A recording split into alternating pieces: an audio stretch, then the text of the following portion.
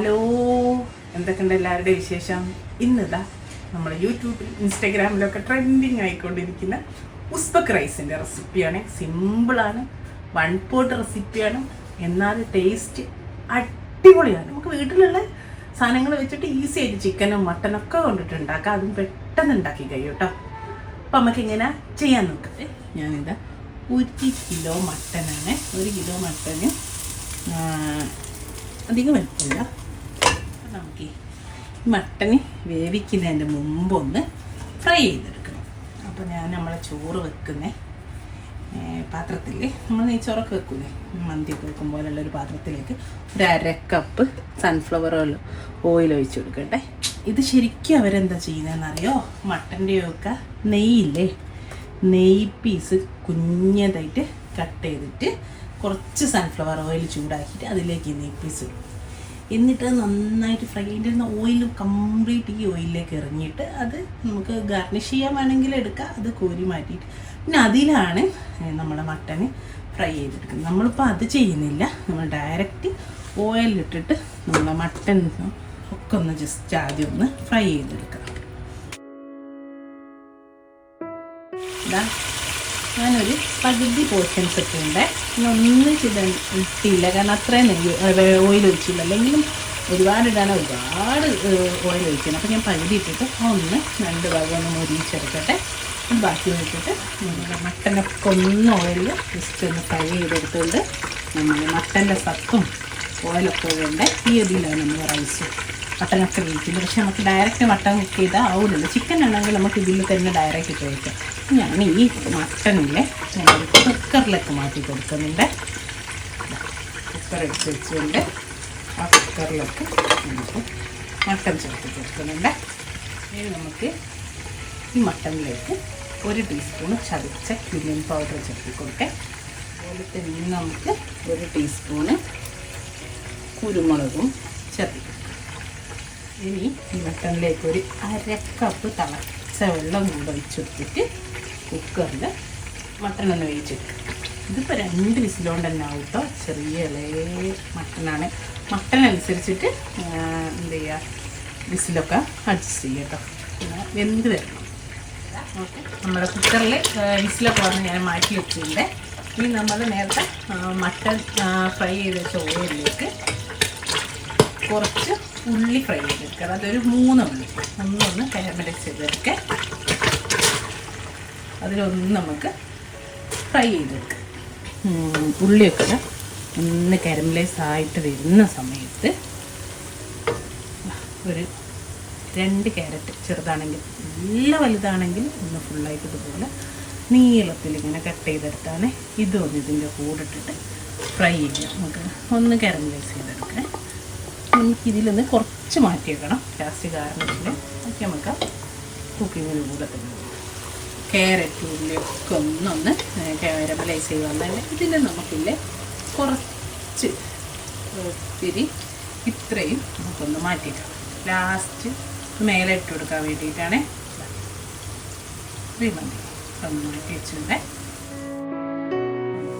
നമ്മൾ ഇതിലേക്ക് നമ്മൾ വേവിച്ച് വെച്ച മട്ടന് ചേർത്ത് കൊടുക്കുന്നുണ്ട്. ചിക്കൻ ആണെങ്കിൽ ഇപ്പോൾ ഈ ഒരു പണിയില്ല കേട്ടോ. ഡയറക്റ്റ് നമ്മൾ നേരത്തെ വെച്ചിട്ട് അവിടുന്ന് ഡയറക്റ്റ് അതിൻ്റെ കൂടെ ഉള്ളിയും ക്യാരറ്റൊക്കെ ഇട്ടിട്ട് ഡയറക്റ്റ് ചെയ്ത് കൊടുക്കാൻ പറ്റുക. മട്ടൻ ആയതുകൊണ്ട് തന്നെ ഒന്ന് വേവിച്ചെടുത്തിട്ടുണ്ട്. ഇനി ഇതിൻ്റെ കൂടെ ഒന്നും കൂടെ ആകട്ടെ, ഒന്നൊന്ന് ഫ്രൈ ആയണം ആയി വരട്ടെ നമ്മളെ ക്യാരറ്റിൻ്റെ ഉള്ളിൻ്റെ ഒക്കെ കൂടെ. ഇനി നമുക്ക് ഇതിലേക്കിടാം 2 ടീസ്പൂൺ കൂടി ചതുക്കിയ ജീരകം ചേർത്ത് കൊടുക്കണ്ടേ, കുമ്മിൻ പൗഡർ. കാരണം നമ്മൾ 1 ടീസ്പൂൺ നേരത്തെ ചേർത്തി ടോട്ടൽ 1 ടേബിൾ സ്പൂണാണ്. അതുപോലെ 1 ടീസ്പൂൺ മഞ്ഞൾപ്പൊടിയും ചേർത്ത് കൊടുക്കുന്നുണ്ട്. 1/2 teaspoon pepper powder. Pepper powder എരിവിനനുസരിച്ച് ചേർത്ത് കൊടുക്കാം കേട്ടോ. നന്നായിട്ട് നമുക്ക് മിക്സ് ചെയ്ത് ഇനി നമ്മളിതാ ഇതിലോട്ട് ചേർത്തി കൊടുക്കുന്നത് 2 ടേബിൾ സ്പൂണ് റൈസിൻസും അതേപോലെ 2 ടേബിൾ സ്പൂണ് കറുത്ത മുന്തിരിയുമാണ്. അപ്പോൾ ഏതെങ്കിലും ഒന്നായാലും കുഴപ്പമില്ല, അതിനനുസരിച്ച് ചേർത്തി കൊടുത്താൽ മതി. പിന്നെ ഇതിൻ്റെ കൂടെ തന്നെ നമുക്ക് ഞാനിപ്പോൾ ചേർക്കുന്നില്ല, വെള്ളക്കടലല്ലേ നമ്മൾ ഹമ്മൂസൊക്കെ ഉണ്ടാക്കുന്നത്, അതിൻ്റെ 1/4 കപ്പ് ഒന്ന് വേവിച്ചിട്ട് വേവിക്കുന്നുണ്ടോ 2 3 വിസിലടിച്ചിട്ട് അത് ചേർത്തി കൊടുക്കാം കേട്ടോ. നിർബന്ധമൊന്നുമില്ല, ഇതിന് കൂടെ ചേർത്തി കൊടുക്കാം. ചോറ് വെക്കാൻ ആവശ്യമുള്ള വെള്ളം ഒഴിച്ചു കൊടുക്കാം. ഞാനിപ്പം 3 കപ്പ് അരി എടുക്കുന്നത്. അപ്പോൾ അതിന് 1 കപ്പിന് 1.5 കപ്പ് എന്നുള്ള അളവിൽ ഒരു 4.5 കപ്പ് നല്ല തിളച്ച വെള്ളം എടുക്കണേ. ഇല്ലെങ്കിൽ ചിലപ്പം മട്ടന് വെന്തായതുകൊണ്ട് പിന്നെ പച്ചവെള്ളം ഒഴിക്കുമ്പോൾ പാടിപ്പോകാനുള്ള ചാൻസ് ഉണ്ട്. അതുകൊണ്ട് തന്നെ എന്താ ഹീറ്ററിൽ വെള്ളം തിളപ്പിക്കുന്നുണ്ട്. തിളച്ച് മറിയുന്ന വെള്ളം ഉണ്ടതാ, അത് ഇതിലേക്ക് ഒഴിച്ചു കൊടുക്കുന്നുണ്ട്. 4.5 കപ്പ്. ഇനി നമുക്ക് ഇതിലേക്ക് ആവശ്യമായിട്ടുള്ള ഉപ്പ് ചേർത്തി കൊടുക്കാം. നമ്മൾ ഇതുവരെ ഉപ്പ് ചേർത്തിട്ടേ ഇല്ലല്ലോ അല്ലേ. മട്ടനും ചോറിനും എല്ലാം കൂടെയുള്ള ഉപ്പ് ചേർത്തി കൊടുക്കണ്ടേ. അപ്പോൾ ഒന്ന് പിടിച്ചോട്ടെ, എന്നിട്ട് നമുക്ക് വേണേൽ നോക്കിയിട്ട് വീണ്ടും ചേർത്താൽ മതി. ഇനി ഞാൻ ഇതിലേക്ക് ഒരു പച്ചമുളക് സ്ലിറ്റ് ചെയ്ത് ചേർത്തി കൊടുക്കുക. പിന്നെ ഒരു ഫുൾ വെളുത്തുള്ളിയാണ്. ഇത് കണ്ടോ, ഒരു വര കണ്ടോ, ഞാൻ ഒന്ന് കത്തി കൊണ്ടൊന്ന് സ്ലൈസ് ചെയ്ത് ഇങ്ങനെ ജസ്റ്റ് ഒന്ന് കീറി കൊടുത്തിട്ടുണ്ട്. അപ്പോഴല്ലേ ഇതിൻ്റെ ഇതെല്ലാം ഇറങ്ങുള്ളൂ. ഇത് മുഴുവനായിട്ട് നമുക്ക് ഇട്ടുകൊടുക്കാം. ഓക്കെ, എന്നിട്ടൊന്ന് അടിച്ചു വെക്കട്ടെ. നന്നായിട്ടൊന്ന് ഉപ്പൊക്കെ ഇറച്ചിയിലൊക്കെ ഒന്ന് പിടിച്ച് ഒന്ന് നന്നായിട്ട് തിളക്കട്ടെ. എന്നിട്ട് നമുക്ക് അരി ഇട്ട് കൊടുക്കാം. നന്നായിട്ട് തിളക്കുന്നുണ്ട് കണ്ട, എണ്ണൊക്കെ മേലെ തെളിഞ്ഞ്. നമുക്കിതാ ഞാൻ 3 കപ്പ് അരി കഴുകി അരമണിക്കൂർ കുതിർത്തി ഊറ്റിട്ട് വെച്ചതാണ്. ഇതിലേക്ക് ചേർത്തി കൊടുക്കാം. ഇതൊക്കെ ഒന്ന് നന്നായിട്ടൊന്ന് തിളച്ചിട്ട് നമ്മളെ അരിൻ്റെ അതേ ലെവലിൽ വെള്ളമായിട്ട് വരട്ടെ കേട്ടോ. നമ്മുടെ മേൽവെള്ളമൊക്കെ വറ്റി അടിയിൽ ചെറുതായിട്ട് വെള്ളമുണ്ട്. അപ്പോൾ തീ നന്നായിട്ട് കുറച്ച് കൊടുത്തിട്ടുണ്ട്.